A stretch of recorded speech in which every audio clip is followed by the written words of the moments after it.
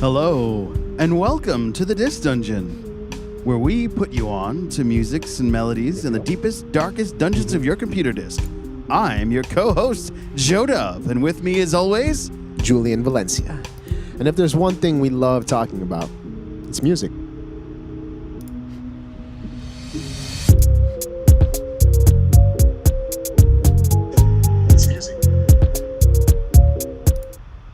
Hello. and welcome back to the Disc Dungeon.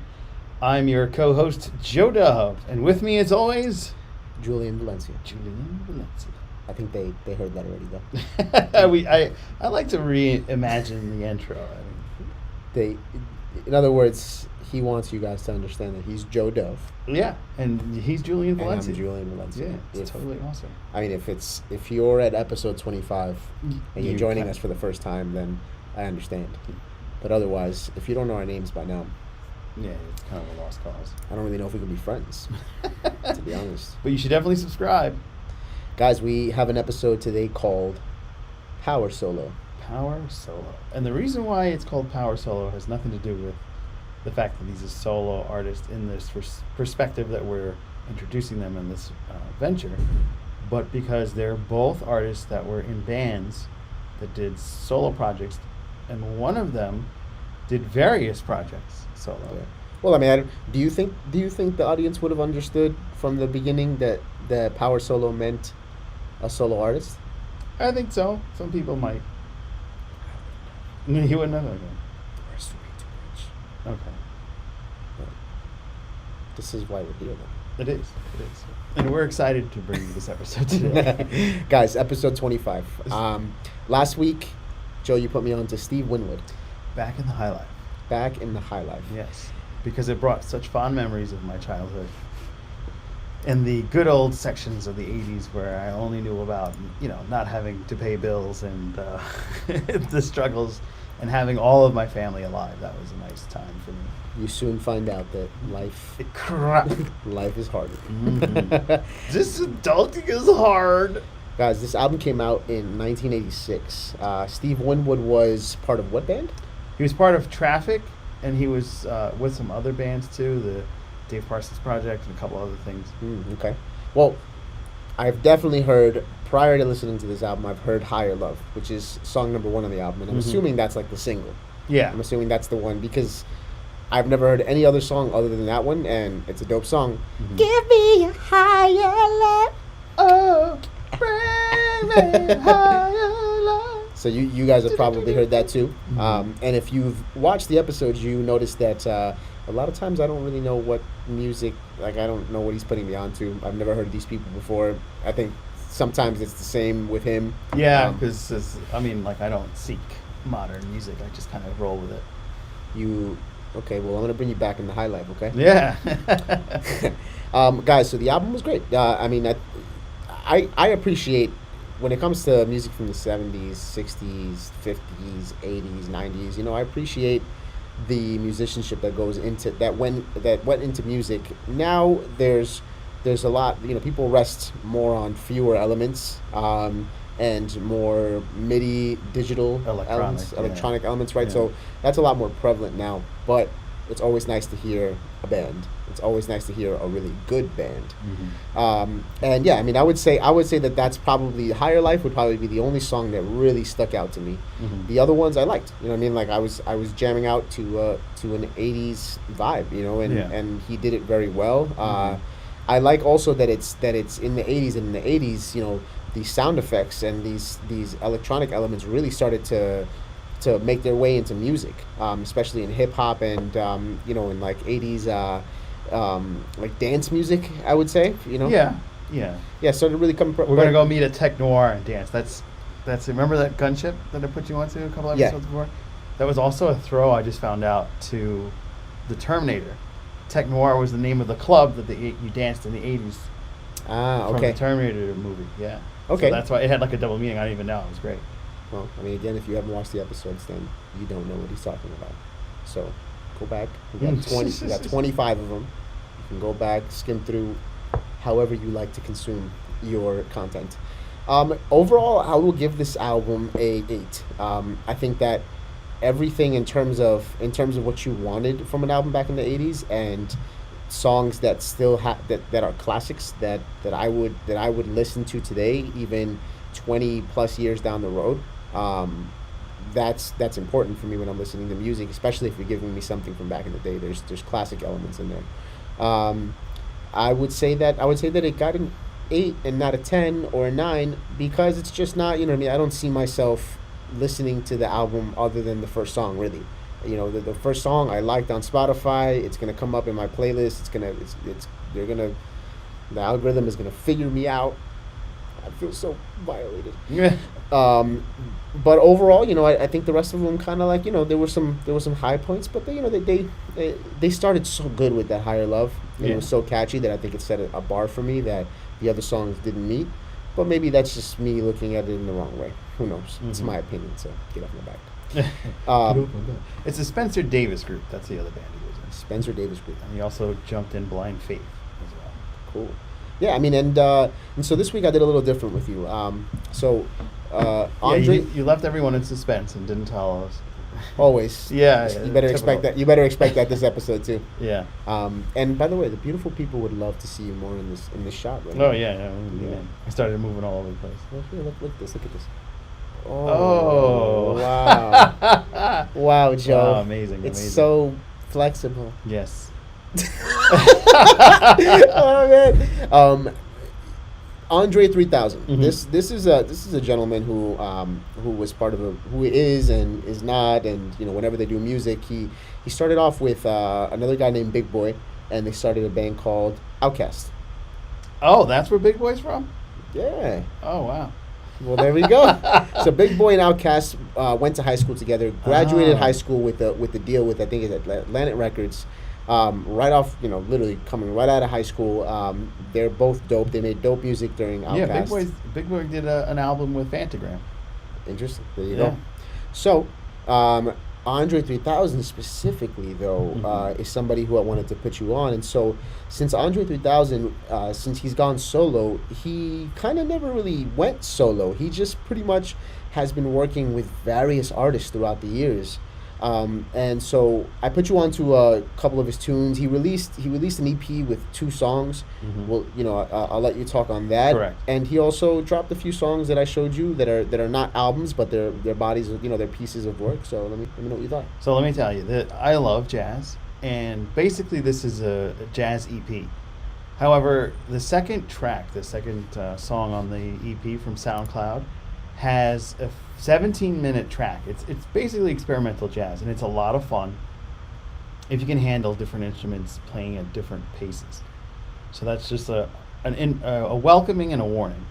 Lost Look Ma No Hands is the first song on this 2-track EP, and it's pretty beautiful. It's, Look Ma No Hands is the name of the EP. Mhm. Me and My is the name of the first song. Gotcha. So the first song To Bury Your Parents. I just realized that the name of the first song is To Bury Your in Parents. in parentheses is Me and My, and then To Bury Your Parents. Yeah, That's a little dark. It sucks. Yeah, it's probably something you have to experience, Yeah. and a lot of people do. So it's a rough one. I'm gonna want you to talk about that in Music Saved My Life, because I think you have a lot to relate to with that first Yeah, song. I'm actually burying someone pretty soon, so that's kind of not a relative, but someone close to. Yeah. So Family. yeah, family, but more or less. Anyway, it's like such a sweet song. It's flute, or clarinet, and piano, and there's no other instruments. It's very basic, but it's very powerful, and I really enjoyed it. I would probably listen to that particular song again, especially since This Dungeon is also found on SoundCloud. And it will show up. There you go. Yeah, make sure you check us out. And I would definitely listen to that one again. I like Andre 3000. I know him mainly from Outkast. I didn't know the rest of Outkast. I just know Outkast. Okay, and I know the lead singer's Andre 3000. He's multi-talented, fantastic performer. I watched a lot of his live performances because the man has a lot of energy, and that's a great combination. Beautiful, great voice, amazing lyricist, and full of energy. So it's a really cool, entertaining blend to have and to see on television, because I actually haven't gone to a live concert of theirs, and it was really, hey, what's up? Yeah, it got a little dark there. Um, I have a question. Sure. Have you listened to Outkast's album before?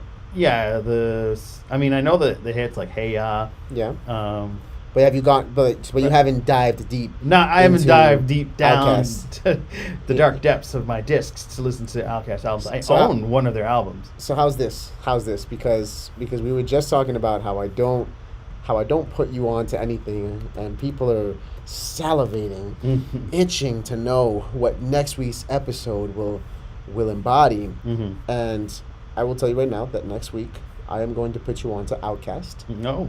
Specifically, yep, this song has two sides to it, and each side has about 20 songs. So it's a 40-song album. Wow. And this I'm one's gonna called, start listening to it tonight. it's Speakerbox / The Love Below. Okay. All right. All right.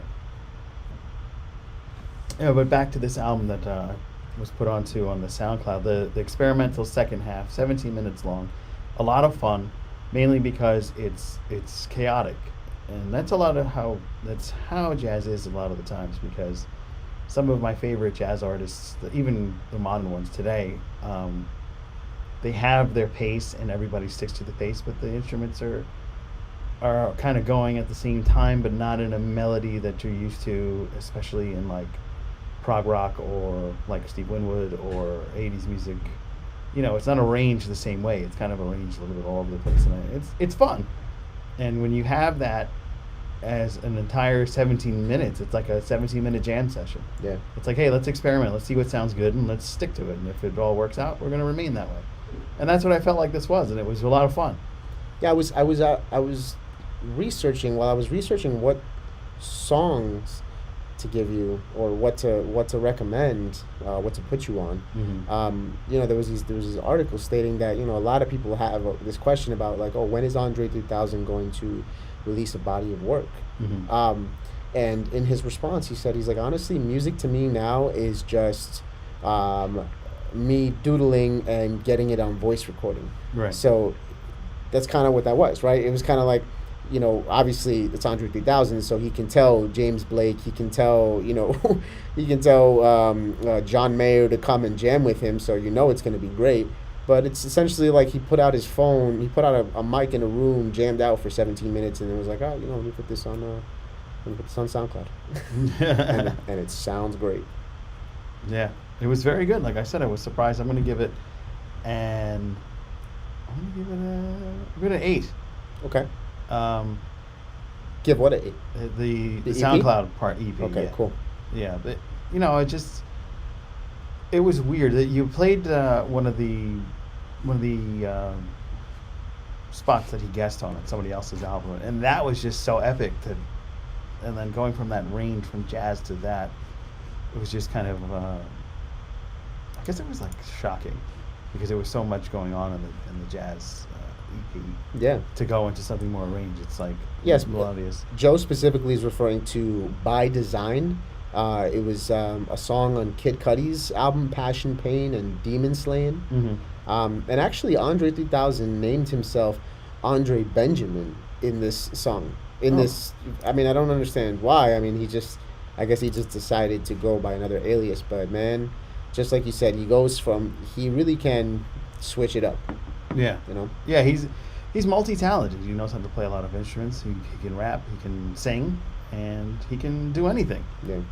So it was very good. I enjoyed it a lot. And I really enjoyed that single on the Passion and Pain Demon Slaying. That just like, I don't know, it was just so much going on, and the way it was handled, the arrangement of it was just so like, I felt like almost cinematic, but in a way, not like a movie ending, but in a way of like, there's something about to happen, and it's bigger than it is, and I really enjoyed that. Mm. So that one alone, I'll probably listen to that whole album. Yeah. Yeah, at a later date. This is I might put you onto this on one episode because this album specifically is very good. It sounded very good from what I heard on that one song. I really enjoyed it. Yeah, he has Kid Cudi he's got Travis Scott, he's got Pharrell Williams on, he's got Andre 3000 on another song. Mm-hmm. Yeah. And to segue into our second section, which is Music Saved My Life. Outkast, Outkast, I really listened to them a lot growing up. And that album that I put you on, that's why I put you onto that album, because that was one of the albums that I really loved, and really kind of my love for Andre 3000 started. Because he has, he obviously does Outkast, but when if you listen to their albums, you'll hear maybe Big Boy on one song, and Andre 3000 on one song, and then both of them on another song. So they really kind of traded off, and they really just did what's best for music. And specifically that song "Hey Ya," right? Yeah. That's when that song I have a fond memory of, because I remember my first yeah. Hey ya. Yeah, it's a fun one. Hey ya. So, interestingly enough, this song, it sounds like a fun, very, just kind of, it's kind of, you feel like it's a song you don't really have to think about. But Andre 3000, if you actually go back and read those lyrics, and in the time when those lyrics were released, it's actually very powerful. Even Bombs Over Baghdad that Outkast did. But see what I mean? Bombs Over Baghdad, right away. Yeah, you get it right away. This one, it's like you get this. It's kind of like it's a Tricks of the Keys. It's kind of like a Tricks of the Keys. So maybe we'll save that and bring that back. Bring that back at another time. But specifically, I started college, my first semester. The first day of political science class that I had, my professor says, "Okay, so I want everybody to go home tonight for homework, and I want you to listen to the song 'Hey Ya' by Outkast." And just when you come back tomorrow, because when you come back on Thursday, because this was a Tuesday, he said, I want to know your thoughts. I want to know what the song means for you, what you got from it.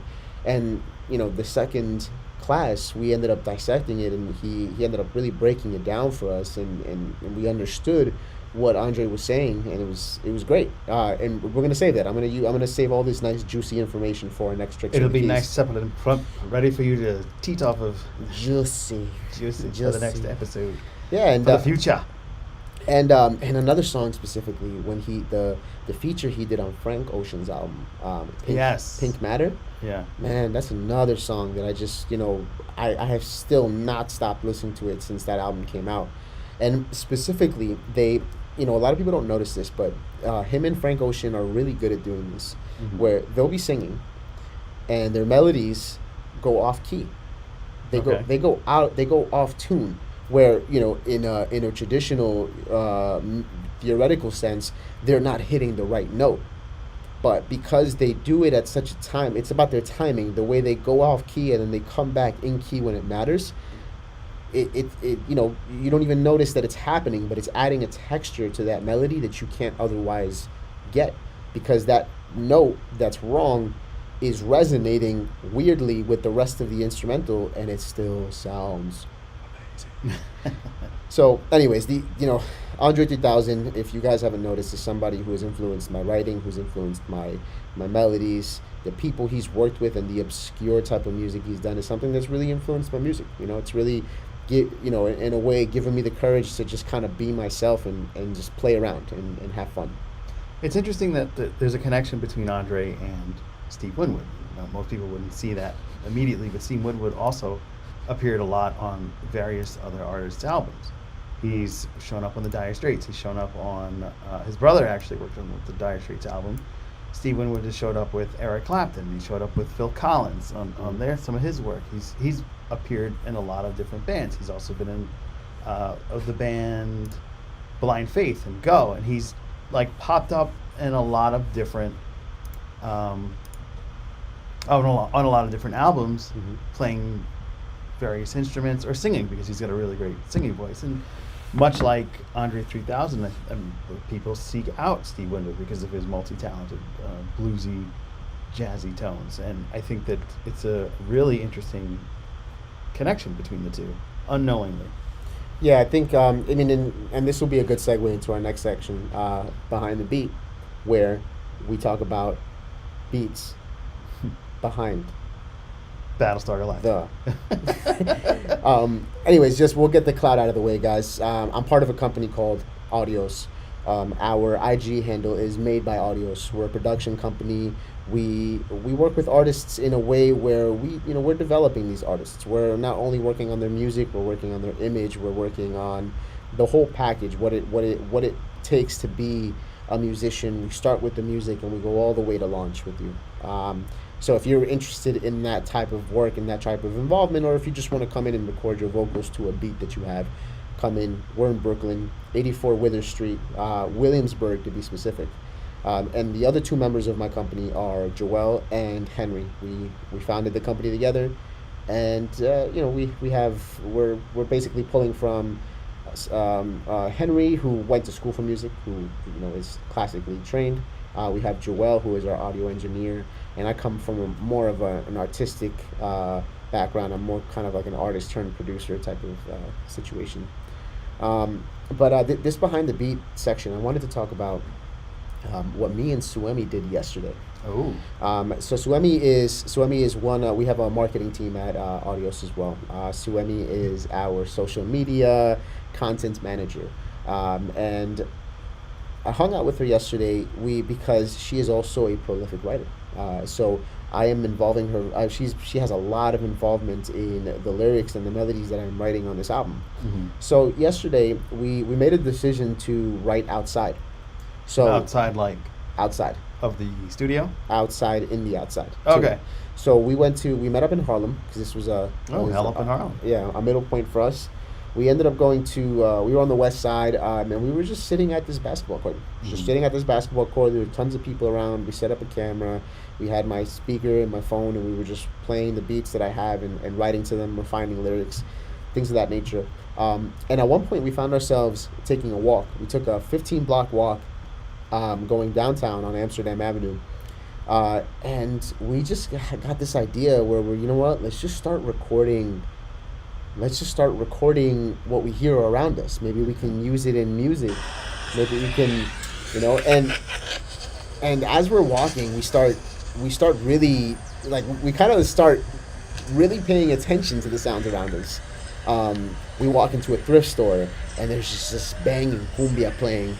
We're walking by these people playing dominoes and the Dominican guira just going in, and obviously if you guys aren't from around here, that area is predominantly Dominican. I mean, it's like little Dominican Republic, essentially. Little DR. Little DR over there. So you're not hearing much here. I want to get a nice clip for you.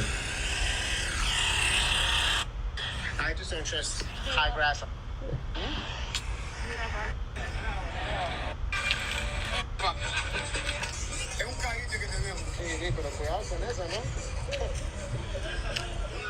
Hey, so like I said, we were essentially So like you're capturing soundscapes. It sounds like Yeah. a lot of prog rock does that. Like especially Yes, Close to the Edge. The whole beginning is kind of like it seems like they planted the microphone in nature and just recorded the birds and the wind and the trees and Yep. the rustling and it's kind of like you're grabbing that but on a city landscape. Yeah, and if you do it, and if you blend it well with your music, it really it could add a great texture. So if for any producers, any artists out there that are listening to this podcast as well, make sure you do that. It's an easy way to add such a unique tone to your music, and you don't necessarily have to do it in a way where it's its own piece. You could bring it back down where it's just adding texture, but you're feeling it more so than you're hearing it. Mm-hmm. And yeah, this is I've just been inspired lately. I've been inspired. You've been inspired by your surroundings. Yeah, by my surroundings, and it was very successful to go out to the basketball court and write in this type of environment. It really brought something else out of us, and we agreed that this would be something that we'd be adding regularly to our songwriting sessions. Interesting. Yeah. Interesting. Looking forward to hearing some of that stuff, and I'm looking forward to what you come up and what you master with your sound. Oh yeah, I will definitely when it's ready and mastered, you'll be hearing it here too. So please listen to the podcast. So I've got some exciting news. We're going to be changing the format up a little bit. Interesting. Yeah, remember? We No. discussed it. No. No. Instead of doing live, we're going to start. Oh. Yeah. You gotta give me a little more context. I'm gonna start going. All right, Pothead Jeopardy.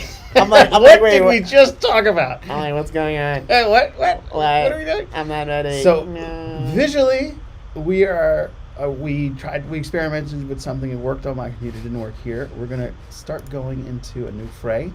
We are going to be more meticulous on how the look is, and we're excited to bring you the new visuals starting the next episode 26. So let me elaborate a little bit. Oh, well, I thought that was pretty well. We're gonna we're gonna go live maybe twice a month or maybe once a month. Right. We're gonna make sure that you know exactly when we're live, and we're gonna give you ample heads up so that you can make sure to be there live.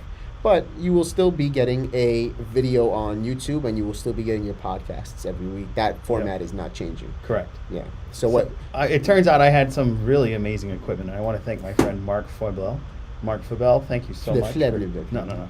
I screwed that up because I always don't want to mess his name up. He's such a great dude. I can't even say it. Say it again. Mark Foibel. Foibel.